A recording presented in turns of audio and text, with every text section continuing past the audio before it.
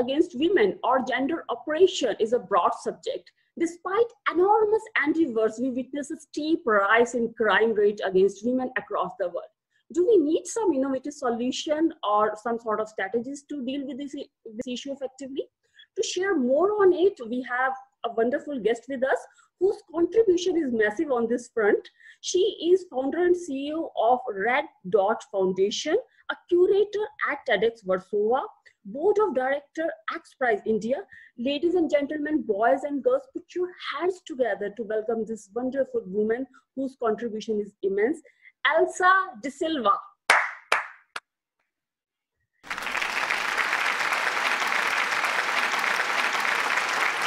Elsa, thank you, Rajni. Yeah, we welcome you on our show. Thank you so much for joining us. Thank you, Rajni. A pleasure to be here. I would love to start off this conversation, of course, with your wonderful initiative. What prompted you to initiate this project? So, it's a question that I've often been asked. And my journey in this field actually starts in December 2012. Wow. Or rather, all of 2012, when the airline that I was working with went through a financial downturn and eventually shut. But it coincided with a moment in my life when I was looking for answers about what do I want to do next. Yeah. And clearly, I'd reached a point after close to 20 years in the aviation industry across Jet Airways and then Kingfisher Airlines, where I wanted to do more. I wanted to follow my purpose. But what exactly did that mean? I didn't realize till this horrific incident took place with Jyoti Singh, where she was gang raped on a bus in Delhi. And during that time, if you recall, everywhere we went, everyone was only talking about the gang rape. And it was such a horrific incident that I felt compelled that I wanted to do something concrete on this topic. And also because, I was suddenly triggered to remember my own experiences of witnessing and being, at the receiving end of sexual harassment and abuse. So all those incidents came rushing to my mind, as well as my friends around me started to open up and share their stories. And I realized that no one had made an official complaint. And therefore, all these stories were getting lost because it was not being documented. Yes. So we decided, along with some friends, I decided to launch Safe City, a crowd map, where we can crowdsource or help women document their stories anonymously. And these are then collated as location-based trends visualized on the map as hotspots.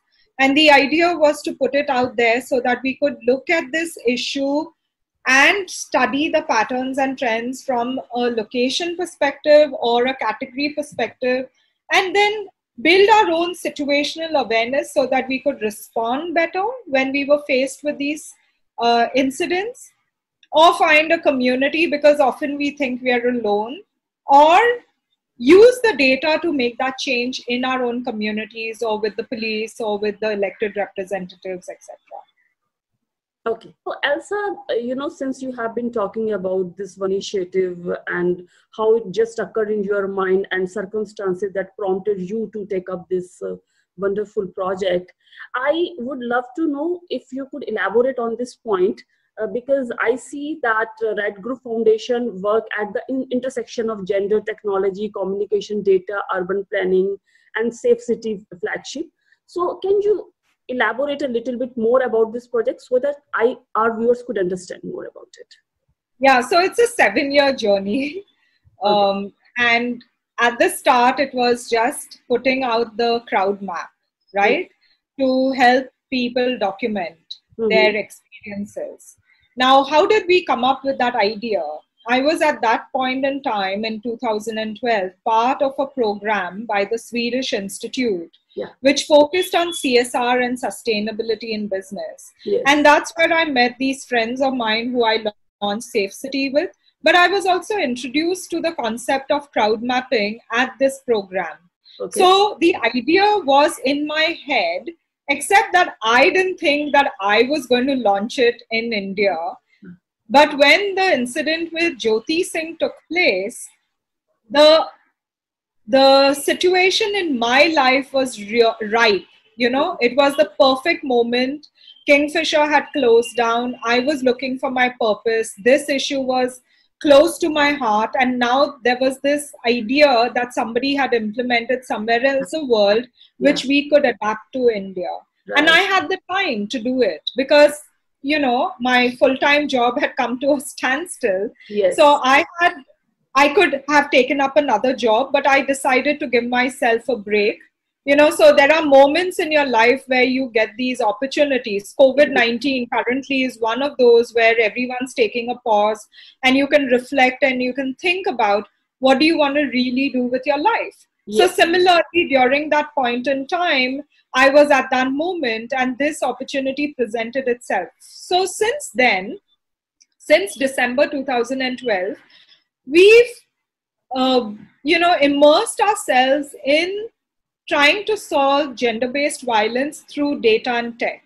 But then we realized that actually a lot of women and girls and even men and boys don't fully understand what constitutes sexual violence. They are not aware of the legislation and their rights and the redressal procedures. So that then led us to doing a lot of workshops, which still forms a large part of our work, and advocacy.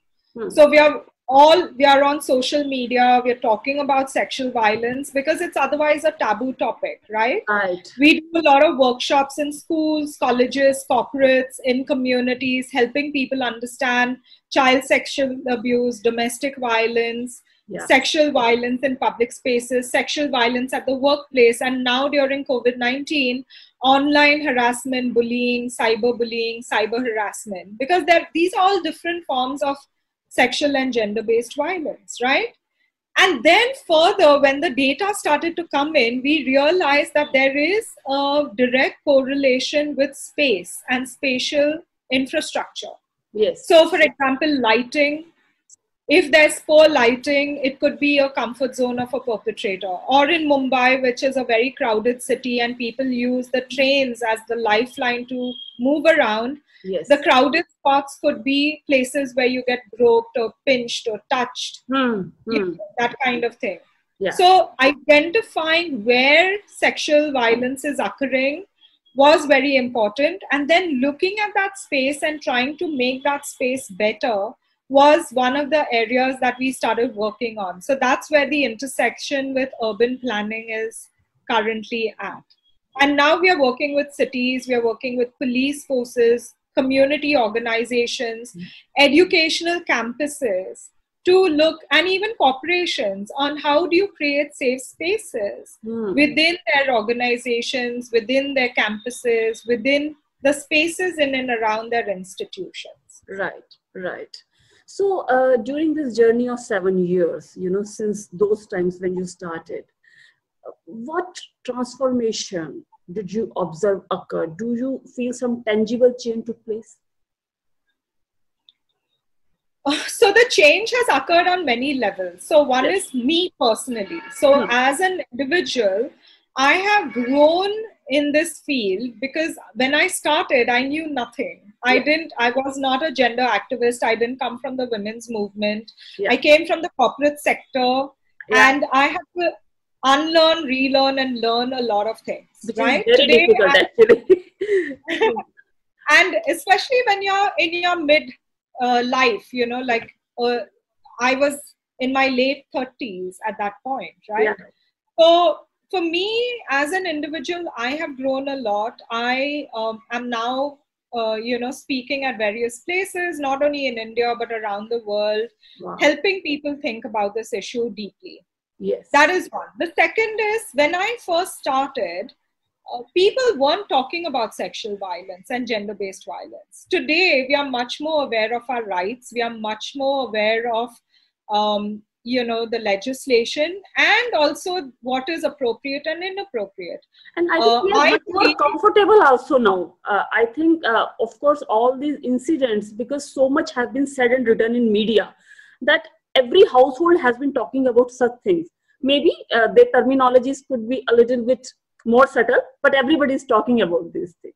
Absolutely, absolutely. And I believe that Red Dot Foundation Safe City has contributed to those conversations because we have an extensive presence on social media. We have written a lot of articles. Personally, I've written more than 150 articles. I have had more than 150 articles written about my work.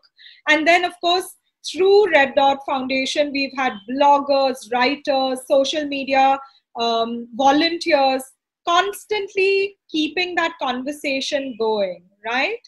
And over the years, we have trained over 30,000 people through our workshops.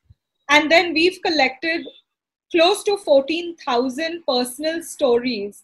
Those stories are a wealth of information because some people, yes, write harassed, but some people give a lot of detail as to what has happened to them.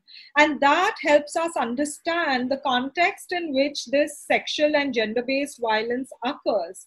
For example, where is it occurring? You know, as I told you, when I looked at the Mumbai data, it was happening in and around the railway stations. But then we had a lot of data on buses. Women experiencing it on buses, and then we did a study on how do people around them respond. And it's shocking because in 50% of the cases, bystanders do nothing. Yes. Which means we need to invest money in that.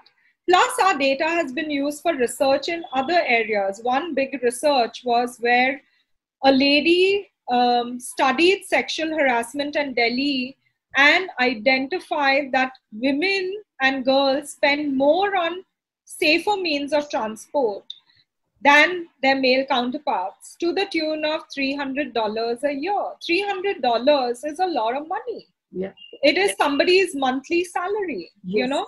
So if you don't, first of all, who uses public transport? People who cannot afford their own cars, right? And if they are spending one whole month's salary just to upgrade to safer options, then they are not actually feeling comfortable to navigate a city and use all the infrastructure that is currently available to them. There are gaps. Plus, women and girls then compromise on their education by choosing a college or an institution that is close to their home, which may not necessarily be the best one. Only because they don't have to travel far. Their family won't let them travel far. Right. So I think that the success stories have been a lot on many levels, building the confidence of the people that go through our programs to navigate a city, to negotiate for higher education, to negotiate for personal freedoms and more mobility for themselves, whether it is late night, whether it is a further distance, etc., and so on and so forth. Yeah, wonderful. And what new projects are you coming up with? Do you have any pipeline? Yeah. So the latest project, which I'm very excited about, is we just signed an MOU with the National Institute of Urban Affairs and our partner, the Urban Vision, where we are working on an inclusive cities civic innovation accelerator. So we are trying to work with them on, first of all, helping cities rank themselves and measure their performance on inclusiveness. So what does inclusive mean from a gender perspective? Yes. And second is, can we collect the data that can help measure how well they are doing on that metric? Yes. And then when the data is available, trying to find solutions by inviting citizens to be part of the solution through innovation challenges, data hackathons, and participatory dialogue with the civic officials. Wonderful. And would you love to give any message to our viewers? The message to your viewers is that sexual and gender-based violence is a global pandemic. COVID-19, as you know, is a pandemic, but this has been a pandemic for so long. It affects 1 in 3 women on an average around the world. In some places like India, it's much more than that. Yes. And everyone has a role to play because it's not a woman's problem alone. It is a societal problem. So start in your own family. Yes. Educate yourself, educate your family members on what is sexual violence, what is the law in India. We don't have a shortage of laws. We have the laws, but we don't know the laws. And then how can I prevent this from happening in the first place? Can I interrupt the violence? So put yourself through a workshop, help people around you understand it, and then don't be a perpetrator knowingly or unknowingly. So, for example, that sexist joke that comes onto our WhatsApp, don't forward it to your friends. Yes. Tell your friend who sent it to you that this is incorrect, inappropriate. If you're watching a film that is sexist, you can tell your friends to not watch that film because it perpetrates and projects women in different ways, right? Yes. And that contributes to the violence. Right. So there are so many ways. I mean, the recent example is a 16-year-old boy from Surat, on social media put out rape threats against MS Dhoni's 5-year-old daughter just because CSK lost a match. You don't threaten to rape a 5-year-old girl. But where is that coming from? That 16-year-old boy, where did he learn this from? Who told him that he could do it? And did he know that he was violating the law? So what kind of culture are we living in where this is okay to do it? Yes. And that is really something that each of us needs to question and each of us needs to put an end to. Asa, thank you so much for sharing your perspective and having such an insightful conversation with us. We wish you all the best for your all future endeavors and projects. Thank you so much for being with us. Thank you so much for having me. Thank you guys for watching. Take care and see you.